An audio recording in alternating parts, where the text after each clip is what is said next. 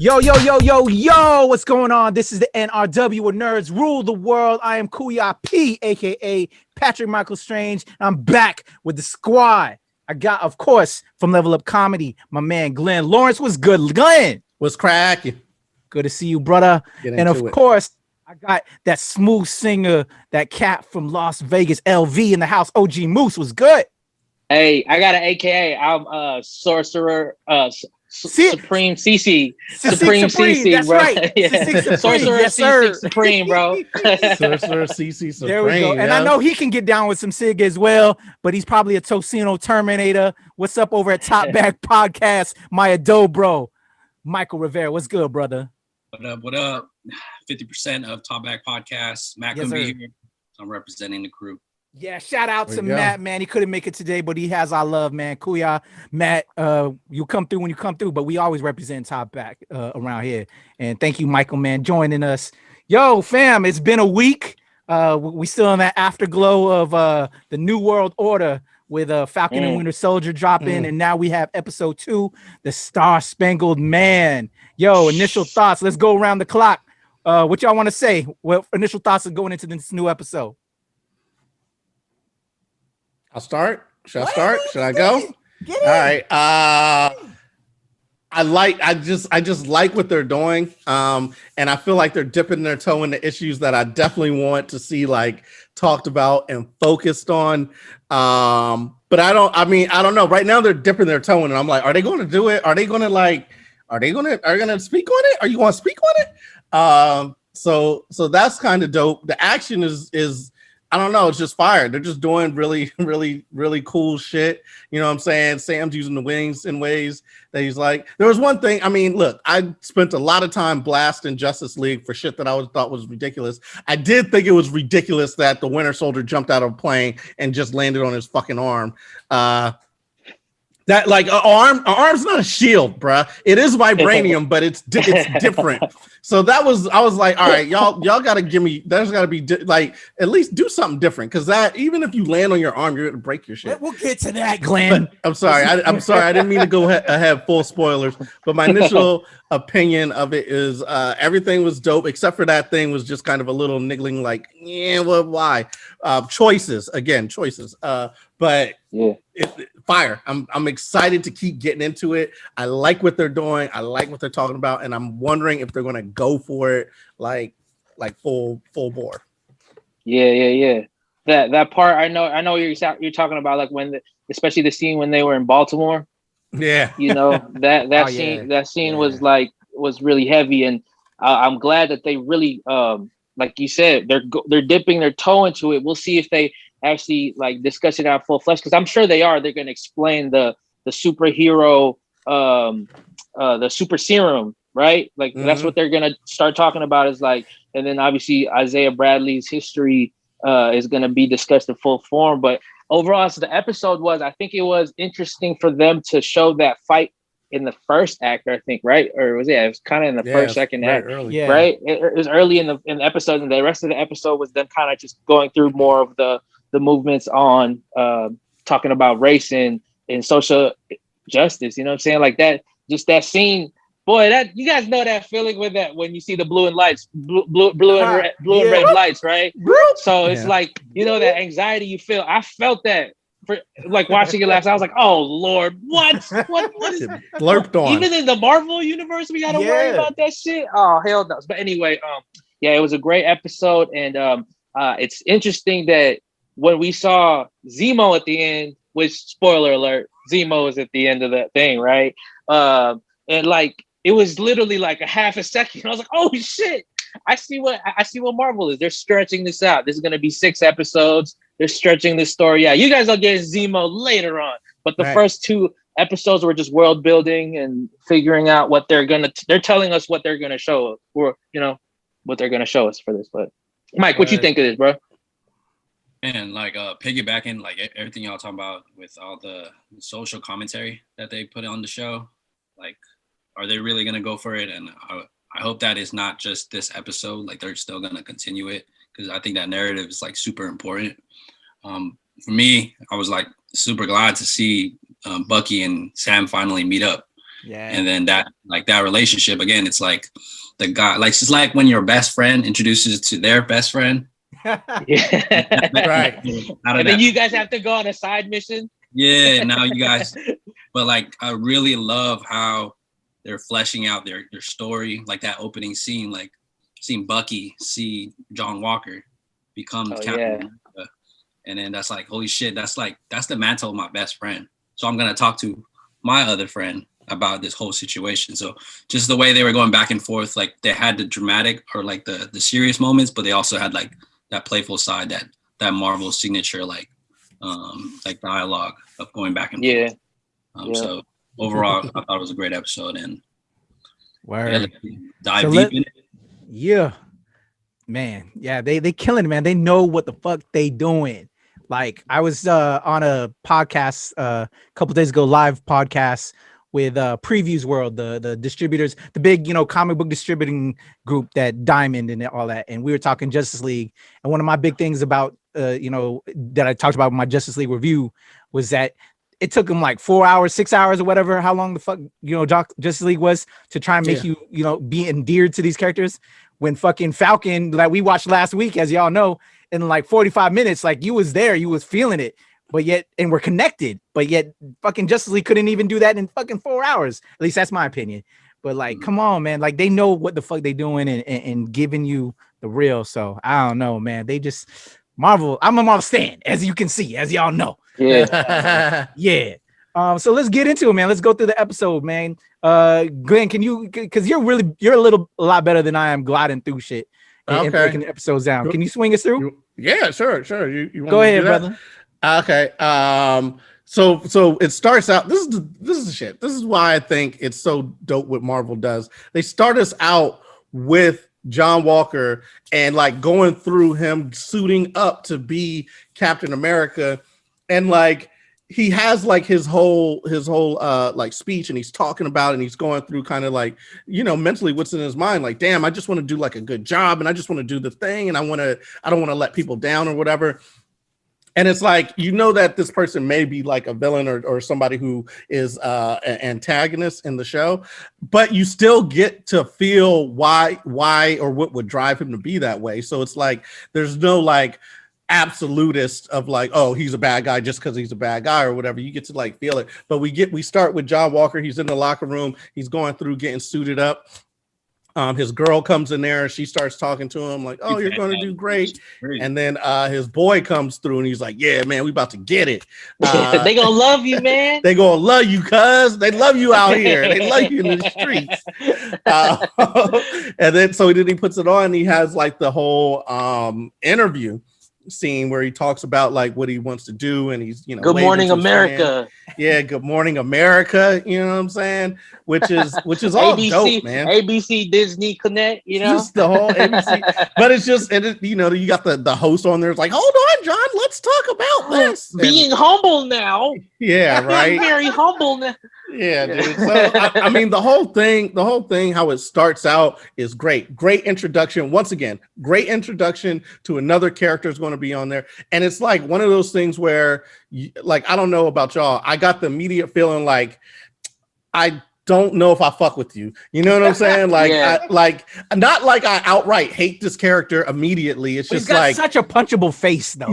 He does, but it's like, dude, it's like, am I gonna fuck with you or But the thing was, they did was like, he was almost in like, you almost was like feeling for this guy, like, damn, my dude really got all the pressure right now. He's about to be the new face of the franchise and shit. What do you do when you take that on? Yeah, and he obviously was going through a lot of emotions, but then you kind of started to feel for him, especially when they introduced Battlestar. The guy, his sidekick, Lamar Hoskins. Lamar, yep. Hey, but listen. Here's the funny thing: when he said it's a lot, like he was like, it's a lot of pressure, and I just want to do good. Like I just want to do good for them. You know what I'm saying? Good for the people. I just don't want to let them down. Anybody knows that is the key ingredient into doing too much. And when you do too much, you end up fucking up. So he's going to do too much, right? Like that's the number one statement when someone is doing too. So I just didn't want to all right, you're doing too much, bro. You know what I'm saying? So it was great foreshadowing for what was going to happen later in the scene. What did y'all think? I'll just go around. What did y'all think of like that opening scene, opening with him, his girl coming in, trying to hype him up, and then his boy coming through, like, hyping him up more, and then going out for the interview. Hyping him up. Yeah. I mean, like, the episode was very, like, Captain America First Avenger. Like, the whole propaganda tour, the government fit that narrative of a perfect soldier. And, like, that movie, Cap, all he did the first half was just parade around. They were selling bonds. Like, they're selling his brand. He's a brand now. Right. So I'm pretty sure, like, when he was introduced up until this episode, like, he was probably doing it for weeks. And then, like, later on we see him in action, but it goes to your point, Glenn, of like we don't know if we really fuck with him, but you can see his internal motivations. Rather than just being a dude that's just angry all the time. We see why, because there's so much pressure that goes into it. And I think that's the great thing about MCU. They do that on purpose. They don't want to just flesh out a super powered villain and then end the movie with a sky beam. And I mean, Marvel still does that, but right.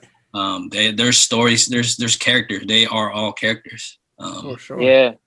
And Marvel is really good at, like, the antagonist is technically the protagonist. Like, basically Infinity War was a movie about Thanos, like, and the whole movie, I think he had the most, like, screen time, I believe, in that movie. And like what they're doing is like you're just almost like you're starting to see their life and the decisions they make. They make you make the decision of, like, am I gonna root for this guy or whatever? But yeah, it's with how they introduce U.S. Agent John Walker. This guy's about to be the punchable face. He's playing that, the actor Wyatt Russell. He's killing that role, bro. Right. he making you hate him for sure, especially in the third act. He was like, oh hell no, this dude is wilding. But right. No, it's that Marvel. Marvel's, and the director and screenwriter. They did the two guys. I'm sure we can get the name for them later, but those two people are really, like, executing it flawlessly. Like, they wrote a good show. It looks good. It visually looks good. And now you're starting to see what kind of show we're getting. We're basically getting, like, a continuation from the Russo brothers when they did Winter Soldier and Civil War. It looks good, and the writing is really spectacular. The stunts are good. The color grading of it looks its own thing compared to, like, a Guardians of the Galaxy, right? So it's continuing on that legacy. Yes, sir. Yeah. So for me, man, I echo everything everybody said, but I want to touch upon something you mentioned, OG. You dropped U.S. Agent. One of the biggest disrespects in that first scene, and just this introduction. He isn't U.S. Agent. He's Captain America. The biggest slap in the motherfucking face, dog. We know him from the comic stands as U.S. Agent, but they're making it John Walker be Cap. Cap is back, as we saw in the signs later on. So to me, that was just like the biggest, shadiest disrespect. Yeah. Just disrespect on Steve Rogers' name, bruh. Like, he's Cap. Here's like, what blows. They had an entire ceremony where Sam gave the shield, and then they just took that shit out. What? Like, is nobody else upset about that? Like, yo, didn't I just give you my property to put on display here? Hello. And now they was at the Smithsonian. You know what I'm saying? Like, who authorized that? Like, I gave you this shield.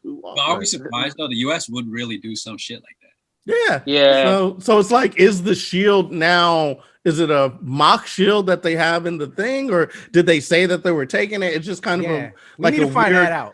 It's like a weird thing to do that like Sam gives a whole speech about hanging up the shield because the symbol's got to be, and then they're just like, we cool, and then but we gotta do this at the Smithsonian after the Smithsonian. Yo, you know what I saw? Like, there was a scene where he had the shield in his back. John Walker had a shield in his back, and I kind of went on, like, a memory tangent, nostalgic tangent of, like, when Tony pulled up. Was it an Endgame? Yeah, an Endgame with the shield. Like, when he came back with the shield, and he's like, he gave that really cool moment between him and Steve to, like, like, fix their situation. Crush and it. Yeah, and squash it, dead it with the Audi commercial, right? Yeah. And like in that scene, I just went back to that scene and I was like, man, this shield is so important and symbolic to the whole. It's basically the two main characters, Tony and Steve. Like this is their bond between their family. You know what I'm saying? Like this shield is between. His dad gave it to Steve. You know what I'm saying? And like it means a lot. And that scene that for John Walker to have it on his back, I was like, oh shit! Like, yo, they really went there, bro. Like, they really the U.S. government would do some shit like that for real. You know, like. So, and then right after that, we kind of get introduced to Sam going back, and then he's seeing like the posters as he's going on his next mission, and doing exactly what you're talking about, getting that flyer thrown in his face, Cap is back, and he can't help but feel like, oh, it's kind of my fault. You know what I'm saying? Like I gave him the shield, and now this dude is here or whatever. And we also get to see Bucky, who still going through his thing. He's in his apartment, no furniture. They keep tagging on that thing, playing with the PTSD, which I just think is great. And you kind of feel it, like he's watching the same thing, and he's having the same sense of dread that Sam is having. And so he goes to say, "Yo, what's up?" He pulls up on him, like, "Yo, what's good? Why you give up the shield?" And then he's like, "Yo, like I don't want to talk about it or whatever." I think this is a great connection between the two. It's really organic and it really makes sense. People who are connected by this symbol, and this is what would bring them together to talk to each other. You know what I'm saying? Sam's on his way out on a mission. Bucky meets him there. I don't know how Bucky got on the base, but apparently maybe he's just like, he's got OG status. Like he just shows his arm and then he just gets, but he just showed up on the base. But it's kind of cool. They have that like little talk about like, yo, what you doing giving up the shield? And he's just kind of like, yo, like I know. Like I know. It's like that thing, when you do something wrong, like, and it's like, yo, I know, but what you like, I know it was wrong. What you want me to do? He's Peter Parker that he gave the glasses to Jake Gyllenhaal. It's like, why do people keep giving up the shit that people give to the stop re-gifting shit? That's the problem with the MCU it's always right now. Stark tech that's being given out to the antagonist. It's like just some second grade shit. You know what I'm saying? Like it's some hand-me-downs. I gotta fix this. I have to fix this, bro. Like I get it. Like what I don't understand is y'all saved the world. Why do you not feel worthy? You know what I'm saying? Like Spider-Man, you saved the world. Why do you not feel worthy? Why would you give the glasses to it's Sam? Imposter syndrome. It's the imposter syndrome of like being at this position and being really like successful at something, and then like you're starting to think like, wait a second, am I even this person? Because do I really have what it takes? And everyone goes through that. Like that's a real fucking thing that things go, and like they're obviously doing it on a superhero scale, but like every human is going through some type of like, wait, am I even this good, really? I guess because they both got blipped. You know what I'm saying? Like all the niggas who got blipped feel like they're worthy. You know what I'm saying? It's like they just went through this like 7 months ago in the timeline of the show that they were non-existent, and now they're back having to save the world again and shit. Yeah, so I guess there's a fight, but it's just really interesting. But the other thing that's cool about that is it gets them together in a real organic way, and then they're off on a mission, and we get the action that we love like immediately. We get that sneaking around once again, that buddy cop feel where all the jokes or whatever. We got the wizard Joker, and like the big and three. Don't forget your whole arm thing jumping out the plane, Joan. Yeah, the whole big three. They got the big three, they got their jokes, and then he jumps, and then they got the what's your plan, where he just jumps out the thing. Yeah, and then the biggest like faux pas for me of the shows, he jumps off and lands on the arm. What did y'all think about that? About just the action scene, including him jumping out the plane and fucking back and forth, like what's your plan? That was just like Cap and Iron Man, and then I agree, Glenn. I was like, what the fuck, like. You are a trained soldier. A shoot like makes much more sense, even though it's a little bit low. Yeah, you're gonna rely on your vibranium arm and then just fucking eat it on the ground, like scarred, like. And then it just, I don't know. I think they could have just removed that. I know they were trying to add like funny to it. Yeah, that was just out of place for me. Yeah, it just took you out of it a little bit, right? Like it's like yo, I'm on the ride with y'all, but that's a little little bit far. I say, it was stupid, but it was kind of that. It was part of the buddy cop that we were getting, though. That you were really looking forward to, Glenn. That Lethal Weapon shit. Yeah. It was dumb, but it was a giggle. Yeah, it was stupid, but I loved it. I loved it because my man was like, "Yo, I got that shit all on camera, bitch. Red Wing got all that shit." I was like, "Yeah, bitch." Hey, Sam. World star. He definitely put that on his IG story that day. Like he's like, "Oh yeah, look at this goofy motherfucker right here, jump off the plane." He 100% would call him goofy. Now know why I love that scene. I low-key love that scene because it is the buddy cop feel. Like it's the comedic joke. You know, Disney will never pass up a giggle. You know what I'm saying? Like So, but yeah, moving on. The next scene after that, it got really lit. Yeah, that shit got really action lit. joint. The fight scene, that's what I think they're gonna have is like they're gonna give us the action scene at some point in the movie, whether it's the beginning or the third act or whatever, and then like the rest of the show is like it's about a real life shit. You know what I'm saying? But then you get the Marvel. Right. Here, we spent 25 million on this episode. 30 million on this episode. Yeah, man. It's like cool. You get like the fun of it, and then we get into the action part. But the cool thing is you get to see like their abilities or whatever, and you get to see like Sam got a little assassin kind of sneak around in him, like when he sneaks up on Winter Soldier, when he's like, oh shit, like when he sneaks up on Bucky, he's like, oh shit, I didn't know you could sneak like me, and he's like, yo, look at you being an assassin again or whatever. So it's like that fun interplay. And then the other thing though is you get to see that Bucky is a super soldier, right? Like they showed a scene where the trucks are driving down the highway and Bucky's running like super fast. So it's like a reminder, it's like a subtle reminder that he's got super soldier in him, which does kind of explain how he could fall and land and all that type of stuff. So I'll give it a little bit of a pass, retro retconning a little bit, my opinion. But he goes running after the truck, jumps on the truck or whatever, opens the door after Sam has used Red Wing to figure out how many people are there and figure out what's going on. He's like, oh man, there's a hostage in there. So Bucky gets in there and he thinks he's saving the day. And then Homegirl gives him a little smirk and then kicks the shit out of him. Carly. They introduce us to Carly, the leader of the Flag Smashers now, who are apparently super soldiers. Yeah, bro. And so she kicks him out. What y'all think of the fight scene? How it started off with that coy like I'm an innocent little girl, and then she smiles like, oh, I can't wait to beat the shit out of you, and fucking kicks the shit out. What did y'all think about how that whole action scene started unfolding?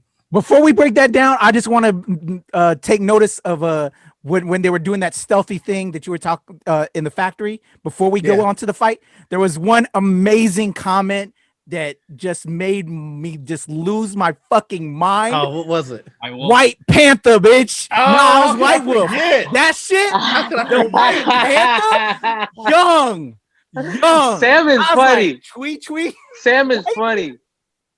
That's Sam is gonna roast you. Sam is gonna roast you. He's that homie. You know what I'm saying? Like he's like, oh, you was in Wakanda. You think you stealthy now, huh? Actually, it's White Wolf. I love the callback. I love the callback. Yeah, you know what I'm saying? Just that shit was lit as fuck. I'm like, God damn it. Yeah. That was dope. Yeah, but it's like they're having like a lot of fun with it, but also making you remember things that he's gone through, because that's like an indication of like Bucky kind of getting his zen. And he's talked about it like if you think about it, that was the one time he had peace, that one little moment in Wakanda where he like got to relax, chill out with some goats. You know what I'm saying? And chill and just kind of, it all brings us back. They're doing a good job of organically bringing us back to these moments and making us remember things, and then giving us a little fun with it, calling him the White Panther. And he's like, nah, actually it was the White Wolf. So you kind of get like, because we only heard White Wolf when the kids were calling him that back in the like the cut scene or whatever. So you never really get to hear that. I don't think maybe T'Challa said it when he was like trying to wake him up. But I think it was just the kids who said it. But yeah, so we get that, we get the the sneaking, and then we get the whole fight scene, Sam busting the action. I don't know. I just loved it. I love the thing when she grabbed Red Wing and fucking snapped it on her knee, and Bucky was like, "I really want to do that." Shit was hilarious. Yo, what was your favorite part of that fight scene? I think this is like for a while. Like, I always thought Winter Soldier was like OP. Like he was really like strong. But this scene, I was like, damn, he's getting his ass whooped. And then Falcon came in and saved him. And then he like made that joke like, "Oh, glad you could make it." So this whole time I felt it. I was like, I mean, especially after watching the whole Snyder cut, everything being so slow-mo. Yeah. Like I enjoyed the action. Like I couldn't, like, it was moving so fast, and that's what I wanted. That's what I missed with the MCU action. Oh yeah. Fucking John Walker. My favorite, and then John Walker and then Kim. I was gonna say my favorite scene on that shit, just to answer your question, was when Carly kicked John Walker out of the fucking truck. That was my favorite fucking scene. He goes, "Bad idea," and then she kicked him out of the motherfucking truck. Like, no, it's bad idea for you to hop in here with the helicopter. You're not tight right now. And she just kicked him off. Carly's low key about to be a badass, bro. She's a super soldier apparently with the super serum. Yeah. Maybe there's a Thunderbolt, situation here, Thunderbolt Ross situation going on. And like, who is this power broker? Like, oh shit! Like that scene ended up setting up like a really important, pivotal part of the overall story. Is that these guys, these flag smashers, like what's the deal with the vaccines that they just stole? You know what I'm saying? Who did they steal from? And apparently that person just texted Carly later on in the next scene. Give me my shit. Give me my shit. I'ma kill you. Yeah, but I like they did like a little like kind of a misdirect, because you think the soldier that kicked the shit out of Rodriguez earlier was somebody else, but I think it was her. I think she was the one who, she's a leader, who kicked the shit out of him. And that makes it even cooler when she did like the like jump down and then like popped her collar, you know what I'm saying? And this where she gives him like that smirk. It's like, I think she's really relishing being like a badass in this. And, I don't know if it's sexist, but fuck it, I'm gonna shoot my shot. She's cute. She's got the cute little freckles and everything. And I'm like, yo, I like her. I like her. She got the British accent. Oh shit. I was like, oh shit. Yeah. I'm hella down. Yeah. I'm hella down for the cause. New World Order. What is it? One world. Yeah, I'm totally with it, mate. One world, one people. Yeah, one people. Yeah. One world. I mean, I think it's dope how she has, like, they have that point. If a lot of people just disappeared and they came back, there probably would be a lot of people saying like, yo, we was here. Why are you doing all this stuff for them? And you kind of like forgot about us. And you know what I'm saying? We got a glimpse. So it, like, I think the dynamic, the geopolitical dynamic or whatever they're setting up is great. And that was the other thing that was like, you think about the Marvel Cinematic Universe, how are they going to adjust it for the pandemic? You know what I'm saying? Like, because the world has definitely changed.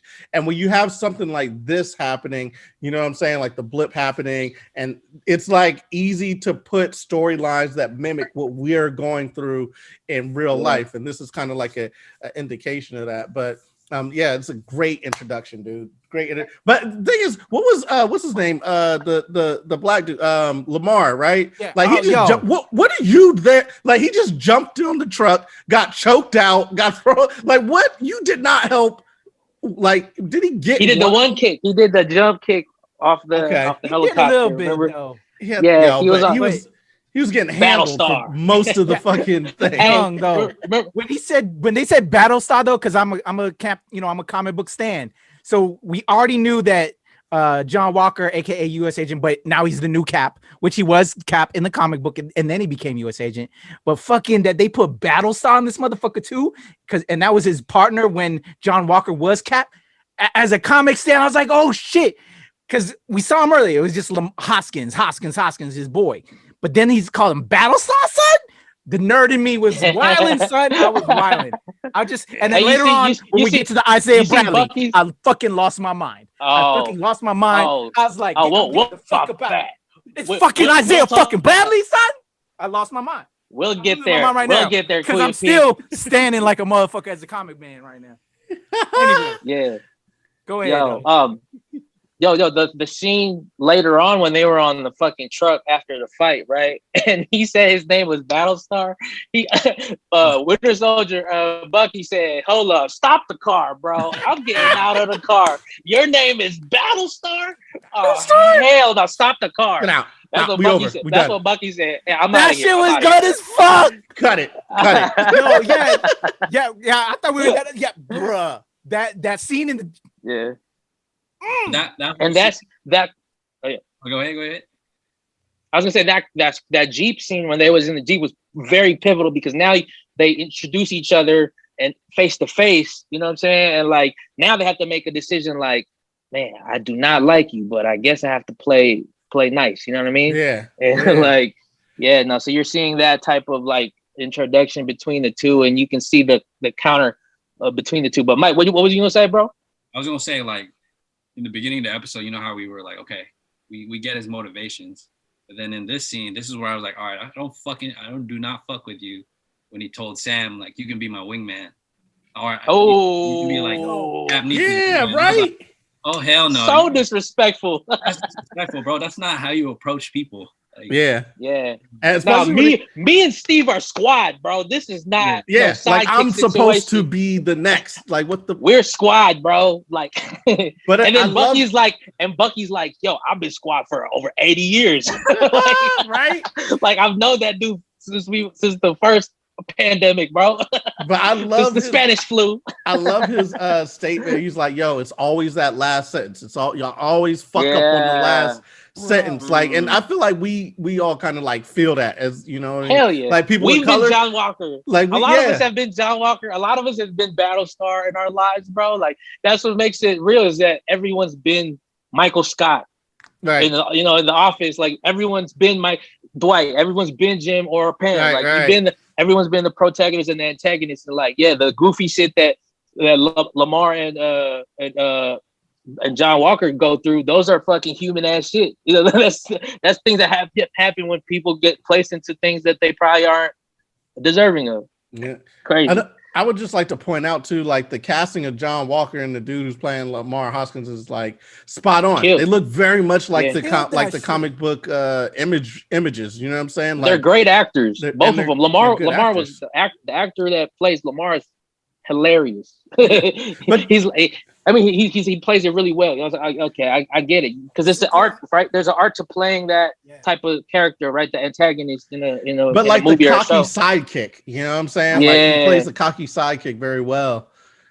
So there was one part though during the fight scene that I had to point out that was super dope just to go back. And it was when Lamar got kicked off the truck and John Walker threw the shield to catch him, which just shows like his adeptness at like, you know what I'm saying, making sure his people are all right, saving the day and like using the shield in a way that, you know, 3 Medal of Honors. Yeah.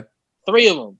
Nice. He's nice. It showed that he is capable. He is a capable cap, even though he got, you know, he got a resume. He got a resume. But skills too, though, because throwing that shield, like if you got to think to throw the shield under dude to catch him, that's a feat. That's not like an easy toss. You know what I'm saying? Like while you're moving truck, like that's. I have something though about earlier that we kind of forgot, we skipped over was during the ABC scene, they were like listing down his resume, right? John Walker's resume. Yeah. And they were saying that, so yes, he was a 3 medals of honor, right? His body got studied by MIT or some bullshit, right? Like, like while he was throwing the shield in, like he has some shield skills, you know what I'm saying? Like homie was throwing the shield lit and like, I was like, okay, bet. So is he part of the super serum program that maybe Thunderbolt Ross or that shit that they had from the Incredible Hulk, like that's how Incredible Hulk happened and Abomination happened because it was a military government program, right? Yeah. Experiment, you know what I'm saying? And that's where Isaiah Bradley comes in later because he's one of the first initial people who the government experimented on with the super serum, even maybe before Steve Rogers. No, it was before. Right. He's the first fucking cap. That's why I'm so fucking I lost my mind. That's just heavy. Marvel's been great at the Tuskegee experiments and shit. Yeah, they've been great at throwing in like American history and like weaving it honestly into their comics. You know what I'm saying? And you know, I mean, I feel like they can always do more. You know what I'm saying with representation or whatever. Like you always feel like that, but I feel like from the beginning, like you got to imagine these stories were being told when it was taboo. Happening. Yeah, but it was like taboo to like throw in a black character or whatever. You know what I'm saying? And they're saying Captain America, the first one was black, like back in the fucking early days with this shit. So I just tying it in with real life tragedies and horrific things that the government does. You know what I'm saying? Dude. Like it's kind of a marvel or whatever. But pun intended. But yeah, so the episode's moving right along. After they all get their ass kicked, they take their little ride. Then Sam, I think right after that's when Sam and Bucky started talking about what their next move is, right? Yeah.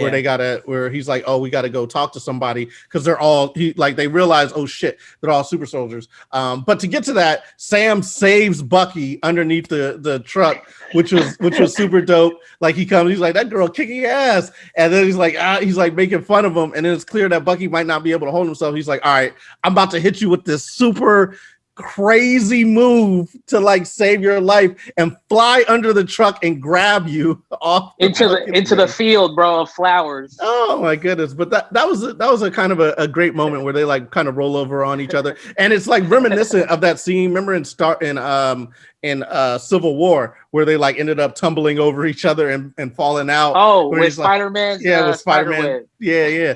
So they're doing great callbacks. And that was a kind of a great moment. He saves them, John Walker and everything. They get kicked off the thing. They take the ride back, and then they start trying to figure out what their next move is going to be. And the next move is like, yo, we got to talk to this dude. Like I heard about, I know the secret, you know what I'm saying? Like Bucky knows the secret. And then that's when they go to see Isaiah Bradley. So knock on the door, his son lets him in, and it's like, it's great. It's a scene I wanted to see, and they did a great job with it. The dude looks just like Isaiah Bradley, kind of from the comics. It fits in there. The first thing I thought was like, damn, he's kind of old. But then I remember, oh yeah, Bucky and Steve got frozen. That's why they age slower. And I was like, wait, how come they're so young?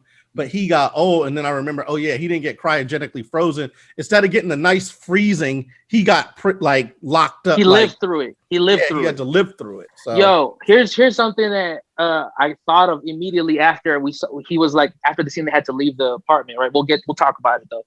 Is that the first thing I thought of was like, dude, this guy might be like 90 or 100 because 100 plus. Because the Korean War was like in the 50s, right? So that was like over 70 years ago, I think, to the timeline, right?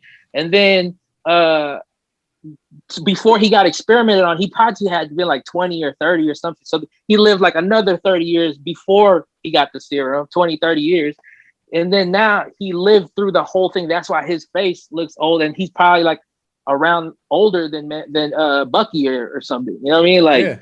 Like he's been through a lot, and that kind of shows you, like, I'm sure we'll get more into it, like the Black experience of just like you've had to live through the whole thing. Yeah. While you didn't get the cushy it's a fucked up world. It's a fucked up world. You had to live through the whole thing. You know you don't get the cushy cryogenically frozen live through the bad times. You got to experience all that shit.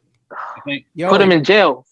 Whoever wrote this episode was like, they warmed it up, and then you get to that scene because like the first interaction was with that kid, and then it tripped me out. He was like, "Hey, it's the Black Falcon," and he was like, "No, it's just the Falcon." That was good. Do I go and call you the Black Kid, or like I forgot what he said, but the Black Kid. So it's like how like the labels like in a society or a culture, like Obama when he was president, they didn't call him the president. He was like the first Black president. Black president. Yeah. Which is like historical, but they don't just refer to him as the president. And that was just the warm up, of oh shit. And then we get to the super soldier, being the first super soldier experiment on the whole Tuskegee syphilis experiment in Alabama. Yeah. And then we get to the bloop bloop with the Popo. Was like, oh man, fire, son. This shit was so fucking deep. Like I still couldn't like absorb it, and it got me pissed off. And I was thinking about it. This was like what 5-minute scene. Yeah. But do you guys think so hearing that, like, even though it's just kind of a funny, playful thing with the kids, like like that's a weight, you know what I'm saying? That's a weight on Sam, you know what I'm saying? Like everywhere he goes, it's like black is always attached first to you. And I feel like they're doing a good job of putting that out there. Like it's not just Cap, it's the black experience that is tagged on to all of this. And it's something that Bucky hasn't really talked about with Sam, although it is funny because Bucky has technically been a Nazi, you know what I'm saying, and you know what I'm saying, like agent for Russia or whatever, Hydra and shit. Yeah, like the Hydra joint, you know what I'm saying? He's a Hydra joint, so it's like it's interesting because he gets to be rehabilitated and go through it, but at the same time, he doesn't have all this stigma with him. Where Sam does, and they're showing that, and I think it was cool to see that as they go into Isaiah Bradley.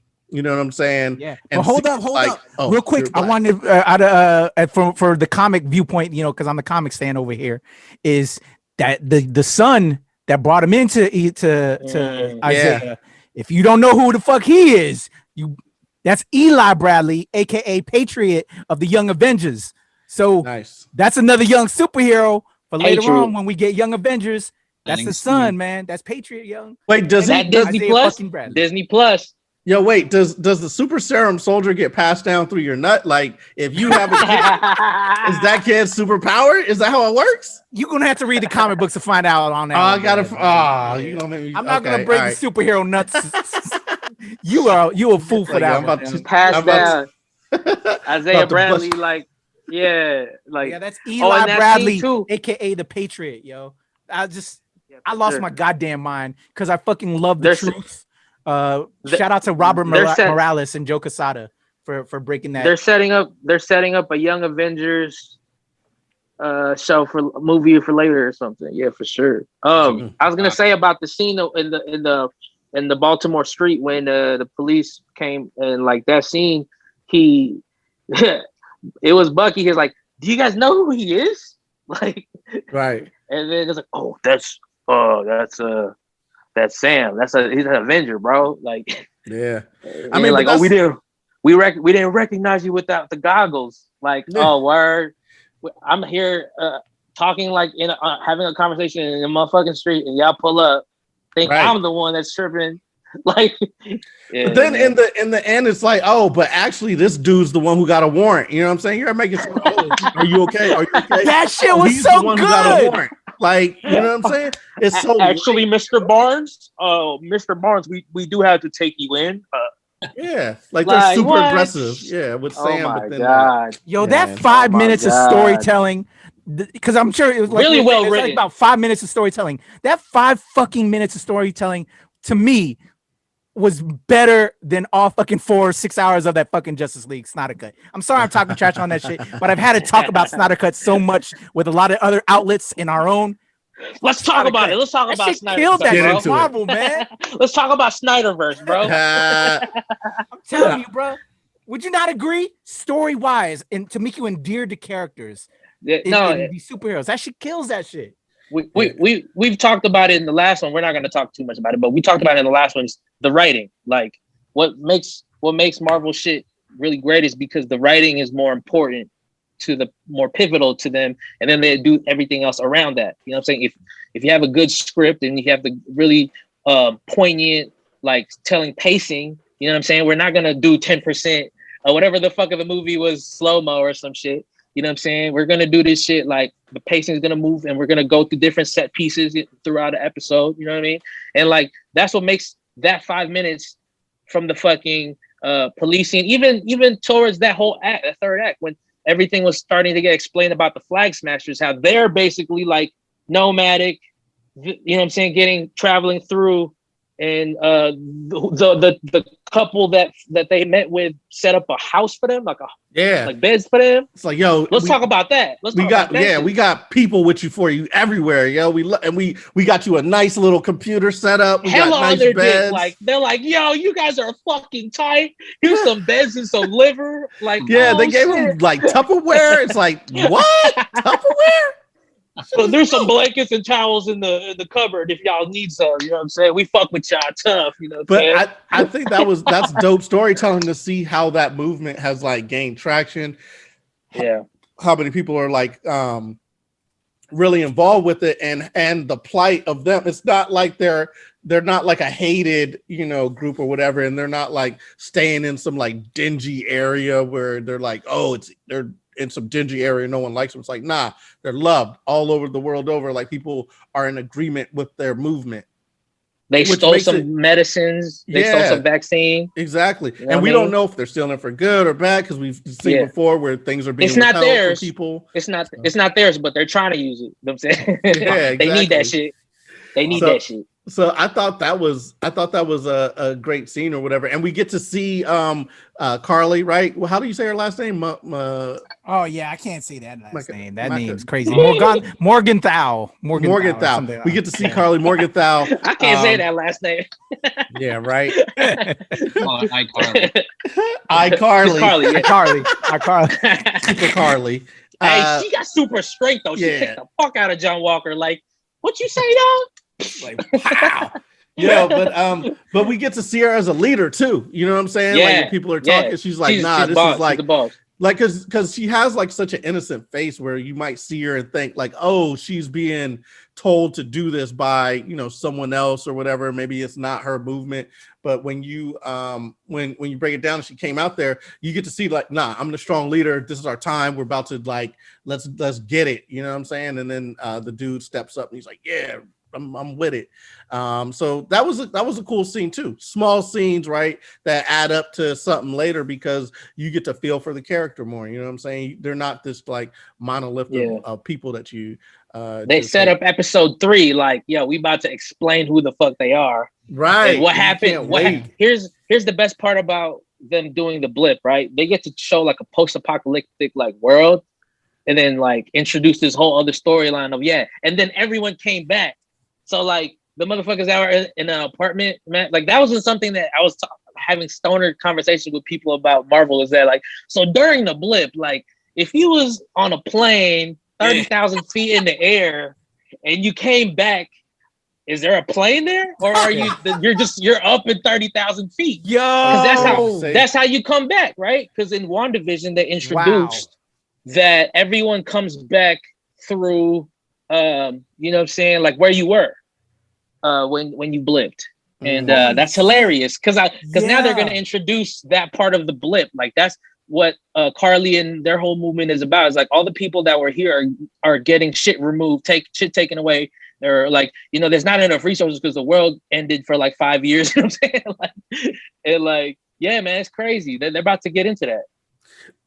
Here's some shit that I was just thinking, like, yo, what if you have friends, you're like sitting on the couch, you was smoking weed or whatever, and then the person gets blipped and then they disappear, what I'm saying?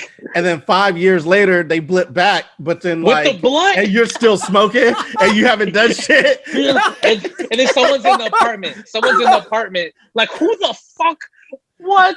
You have the blunt in your hand and shit? It's like, yo, if you got friends that are that terrible that you didn't even notice that you blipped.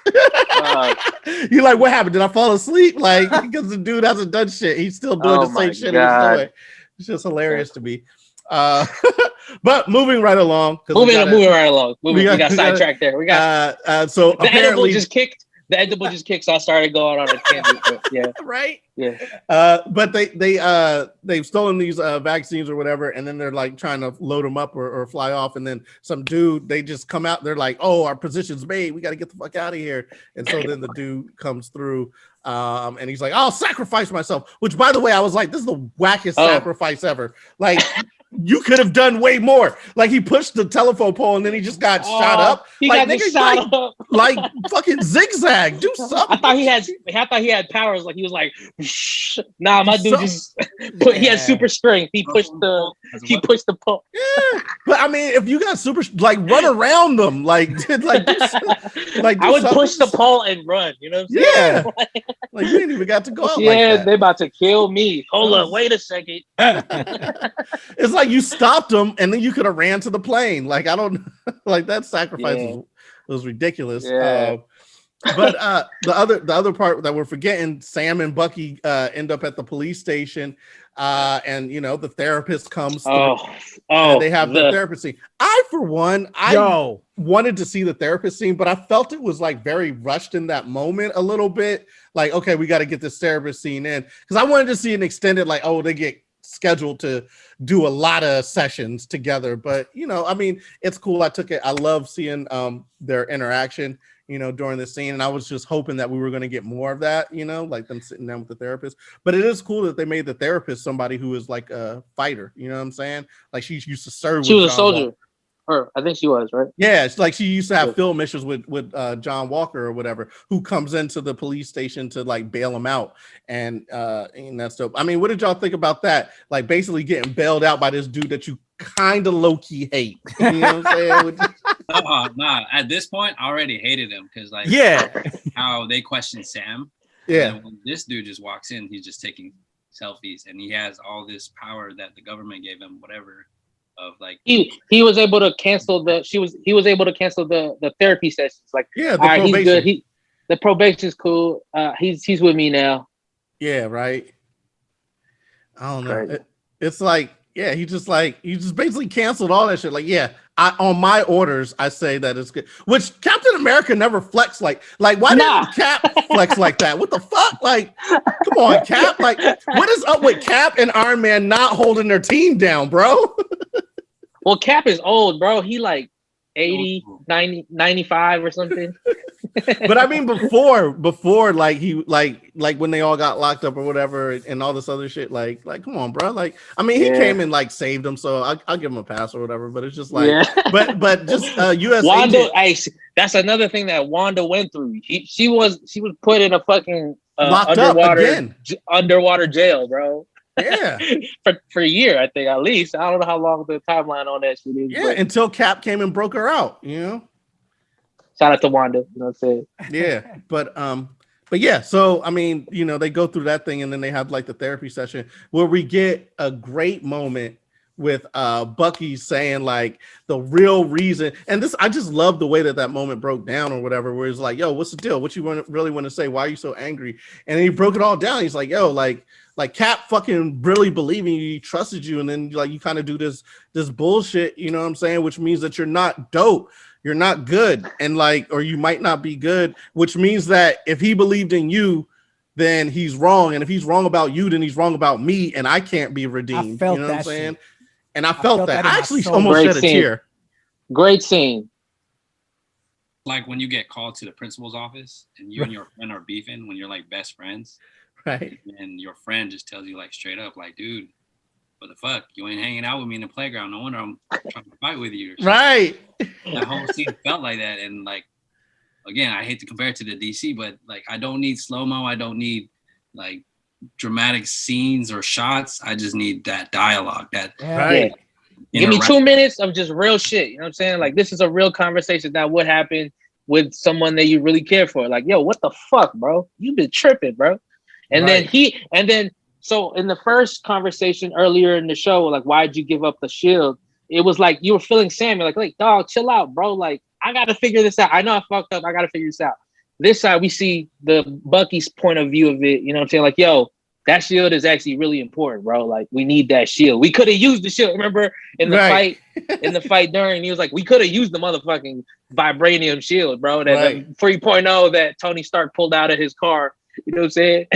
Yeah, 100%. Yeah, 100%. Nah, but yeah, that scene was so real because like at least you're talking about it on a like we're talking about mental health, right? Earlier in the last episode, we were talking about like that, and now you're talking about like a therapy session of like dealing with what's wrong with you. You know what I mean? And that's basically what everyone's going through. You know what I mean? And yeah. Heavy shit, man. We get into more heavy shit after, you know what I'm saying? Like, yeah. That show is crazy. At that point, I wanted to hear Sam's response to it because I want to hear Sam vocalize what I feel like is like him, like basically feeling like the pressure of all the Cap shit, and then maybe having the pressure of being like a black man taking up that mantle and what that means or whatever. Or is it because he got blipped and didn't really like do as much as he thought he could for like saving the day? I want to hear like what Like, what is the real deal behind why you didn't feel you were worthy to handle the shield? Like, I feel like I want to hear that, and I feel like it's coming, but I wanted to hear it. Like, I'm greedy. Yeah, I wanted to four hear more it. episodes. Yeah, I wanted to hear it right now. But I mean, it was just so great, like the interplay that they had, and that great foreshadowing when the scene ended, when it's like, it was like, what was rule number 2 that I had? And she's like, don't hurt nobody. He's just like, peace, oh dog. man. She's like, it's basically like sessions are over, bruh. People about to get handled. and then right after that, the classical music, Requiem, whatever the fuck the subtitle said, and it's about to be Zemo action, bro. Like Bucky and Zemo. Well, you guys remember on his list from episode 1, he had Zemo's name on it. Right. You know right. Is he making an amendment to Zemo? Or I think he's gonna do it to everyone. He's about to come in. But he was not supposed to hurt him, remember? Like, he's like, I gotta make amends, but then I can't hurt him. And then it's like, what was rule number 2? And it's like, all right. And then I think it's a great way of saying it without saying it, which is basically sessions are over. Like, John Walker just canceled all the sessions. So like, it doesn't matter what rule number 2 is. Like, I'm out. You know what I mean? And speaking of John Walker, like right after that is where he's sitting out there. And here's some shit. I don't know if y'all caught this, but when they walk out and then he bleeps the siren to get their attention, that shit annoyed me because no black man, no person of color likes hearing the blurp. You know, the no one likes it. Like, what so now? Annoying. Like, you just walked out of the police station. You're like, what now, bro? Dude, that was real as fuck, for real. I mean, did y'all feel that though when he like beat the thing? I'm hot. I didn't even realize that until like you mentioned it. I'm like, this dude has so much privilege. Like, there's so much privileged undertones of it. And he's white privilege on in a movie. You know what I'm saying? Yeah, white privilege on the serum, bro. That's your last song. Yo, but yeah, he basically tells them. They have the convo. You know what I'm saying? Yeah. He basically tell them like, all right, if y'all ain't gonna be with me, then don't get the fuck out of my way. Then. Yeah. You know what I'm saying? Like, but I thought Bucky, I thought Sam said like he was like, yo, listen, y'all got rules and shit. We got to do things, you know what I'm saying, low key.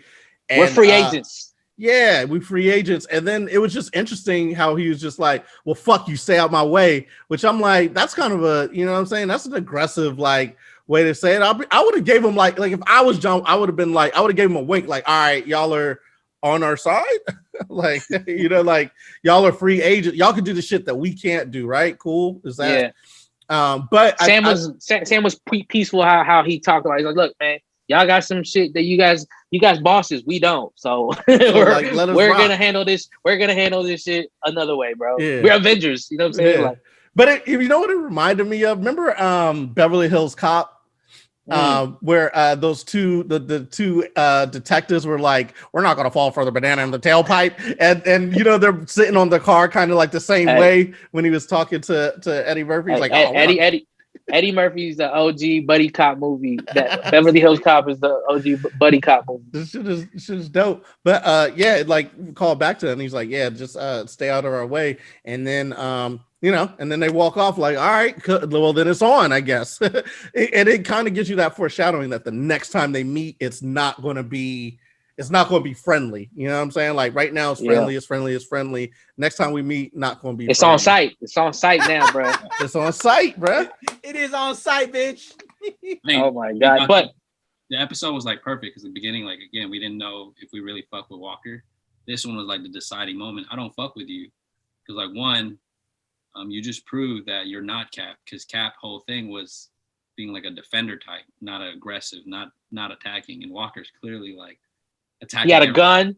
Yeah, he got a gun. So shot, like, dude. Everything, his tone, his actions, his fucking face. I can't fuck with it.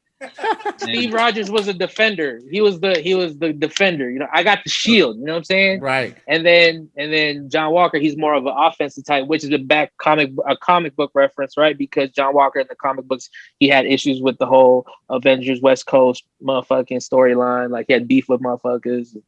But yeah, nice. So that basically like foreshadows what's gonna happen next. Now, you know what I'm saying? Like episode 3, we're gonna get the Zemo storyline.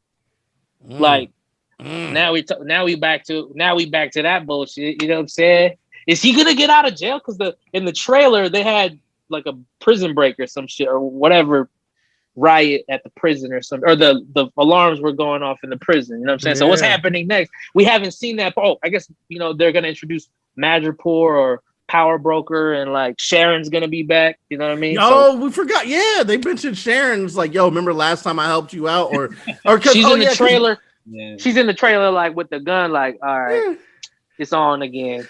Yo, when she hits the dude with that pipe, this shit was dope. And she's like, yo, Sharon was out there slanging pipe. What's up? Yeah. But the thing that was dope was when Sam talked about it, because Bucky's like, we got to get that shield back, and he's like, yo, we can't just go beat people up and take shit. Like last time Sharon got locked up, y'all got. You know what I'm saying? We was on the run. Like, if you remember what happened when we tried to just take that shit, which, by the way, I feel like we all kind of like forgot, like, yo, they got locked up for taking the shield, taking the wings, all that type of stuff. And it was only because Cap took it back and they saved the world that they got a pardon or whatever. But they were locked up for all that shit. They were, on the run. Yeah, they were on the run for all that shit. Sharon's on the run. So La Vida Loca. Like live La Vida Loca. We're gonna see her, bruh. So I don't know. It was just that whole thing was put together like so well. This episode put together so well. Great episode. And then to the end to have like that big reveal where you only get a split second of Zemo. You get one split second of Zemo where you're like, yes. Because it's like all these movies that we had in the past, people they like they die, they pass away, or they go off, and you don't see them again sometimes. And it's good to know that these characters continue living, breathing, doing things, having other stories to tell within the Marvel universe. And it's going to be really exciting to see what happened to Zemo after Black Panther. You know what I'm saying? Like stopped him from killing himself, because we don't see either of them after that, right? Yeah. That scene. Do you think this is going to lead to a Zemo redemption arc, or is he going to still continue? He'll help them, but then continue his bad ways later on. No. I think he's going to continue on his mission, bro. Yeah. If he gets out of jail, which apparently he does, because in the trailer he like walks with them. I think in Madripoor, I think they were like, they were both. All three of them were walking somewhere, and then so he's apparently getting out, and he's still on his mission, bro. He's like shit ain't changed. You guys dropped the city on my family. It's still on site, bro. It's still on site. You think Zemo, the motherfucking trained assassin dude, cares, bro? But I'm saying like, because the way they like talked about his character, like again, his internal motivations of his family being lost. The whole thing against the Avengers. But who's the Avenger now? Like Tony's dead, Bucky's still alive, but like he doesn't have Sam. Personal feelings. I don't know if he still has personal feelings towards this group, like Sam and them. We'll get more introduced, I'm sure, to like some Sokovia storyline or some like past Bucky, past Zemo mission from a past military experience. You know what I mean? They'll cut back to some flashbacks. 4 episodes. They're gonna fill that shit with like hella random ass scenes, diving in, introduce another show from Disney Plus coming in 2023 and shit, you know what I'm saying? Like, but you know what's dope? What I'm waiting for? I want to hear what Zemo says, because he was big against the Avengers, right? I wonder if the blip and seeing like the Avengers save the world, bring the world back, how that changes his mindset. You know what I'm saying? Because he was big time against these people, and then they did something that probably saved a lot of lives, because his thing was like, yo, y'all like fucked up the world, y'all brought this evil into the world or whatever, killed a lot of people killed my wife and shit. But like now they've brought people back, and I just want to hear like is he like, nah, it's still fuck y'all, or is it like I actually are forgiven, like, you know what I mean? Like I've changed my mission, which is I only want to get the bad super. Like what is going to be his story? Like there's a lot to be told there. There's a lot that a lot to unpeel, because that's a huge change in like kind of your mentality of how you view things. If you're going from like, I need this superhero team to be destroyed, and then seeing how your destruction of that team allowed them to be fractured for when this alien came back and basically wiped out half the universe. Yeah. So I don't know. It'll be interesting. Hey, Kuya P, what you think of that third act, bro? Like, what are you excited about for episode 3, bro? Yeah, well, that's how we should end this up is like our predictions and shit. I just want more fire, man. My mind got blown with Battlestar, fucking, and then to the Eli Bradley, Isaiah Bradley. I lost my shit, bro. And then just that whole epic 5 minute that with the like we said with the Black Falcon shit. That shit was so real that I wasn't ready, and it just made me smile from ear to ear and just blew my mind, bro. That I'm just here for it, bro. Like me and Glenn, when we were doing our WandaVision breakdowns, I was predicting shit like left and right. I was one of those Mephisto motherfuckers. And I was like, yeah, this shit's gonna happen. But like, young, I'm just enjoying this shit. Like, so I'm ready for some Zemo shit. I want to know really this whole Flag Smashers, since they kind of took a singular villain character and now made it kind of like this team, which is kind of cool. And you feel that, you understand movement. That it's like a movement. Exactly, a movement. I love that. I want to know more on. I want to know more on that. I want to know, like Glenn said, what Zemo's motivation is now because of what has transpired. If that has changed him, but I'm with you on. I think he's still on site, like you said, OG. That he's still gonna be an on-site cat regardless, because you know what else is feeding his vibe now. Because he's lost his girl and shit. Fuck all that. It's still on site because of what went down for me. And so he didn't blip. He didn't blip too, I think, right? Because he was in jail this whole time. Yeah. He was in jail this whole time. You know what I'm saying? So, or you know, basically the whole idea with Zemo now is he's lived through all the jail time. Like, he didn't blip? You said he didn't or did? I don't think he did. Yeah. He lived through his bid. You know what I'm saying? He's been through it in jail for a lot. So I'm sure he's steaming. You know what I mean? Yeah, that would be kind of dope. That would be definitely dope to see if he lived. But he's such a strategic, like mentally like prepared dude. So he's gonna be calculated how he ruins Bucky and Sam. You know what I'm saying? And that's gonna be like the climax of the shit is how the fuck Sam and Bucky figure this shit out. You know what I'm saying? Because they just let Zemo out of jail or some shit. I don't know. You know. And what I'm excited for, what I want to see, I want to see more of the power broker. I want to see the Flag Smasher situation. Like, what are they introducing with the super serum? You know what I mean? Like, so Isaiah Bradley's storyline is basically gonna be told. You know what I mean? We're gonna see hella like motherfucking flashbacks, I'm sure. You know what I mean? Yo, and real talk, the fact that they brought that up though, if we're talking additional spin-off series, if they can go back and show us a young Isaiah Bradley and that whole Tuskegee, the whole truth, it was a 7-issue stint called Truth, Red, Black, and White, where they talked about how there are like all these various black men that were going through this Tuskegee experiment, where, well, not really Tuskegee, syphilis, it was the super soldier serum that they were going through and doing that shit. If they can talk about that, which then preceded the Steve Rogers injection, if we can get like an 8-episode series on that shit, fire, son. That's just gonna be so off the chain. And then real talk on that would be amazing. That's why I think this show is so important. And if you haven't read those comics, I'd strongly suggest it. And actually, also while we were talking, I was like, you know what? That because that nerd also collector thing is in me too. I was like looking up on eBay, motherfuckers is selling this shit like at minimum one is selling like $60. And then there was like one that was selling all 7 issues for like $200. And motherfuckers are bidding. Motherfuckers is going crazy. They're always like, yo, I want that first appearance. Stimmy hit. Because of the shit, you know? Stimmy hit. Exactly. Motherfuckers is, because, you know, that's what collectors do and shit. They want to get that. I ain't getting my stimulus yet. So, hey, Joe Biden, I ain't getting my stimulus yet, bruh. Tripping. Yeah. Yo, what if Joe Biden was watching our review of this shit? I want the NRW people. Yo, the colors they always watch. They watch it. They out here watching. Hey, they out here watching. So if your stimmy ain't hit, yo, and if y'all brothers ain't read that shit yet, go to Comixology, COMIXOLOGY. It's part of Amazon Prime as well, but you can get all 7 issues digital for $13.99. So you can read that shit. And I would strongly suggest it. It's a good read.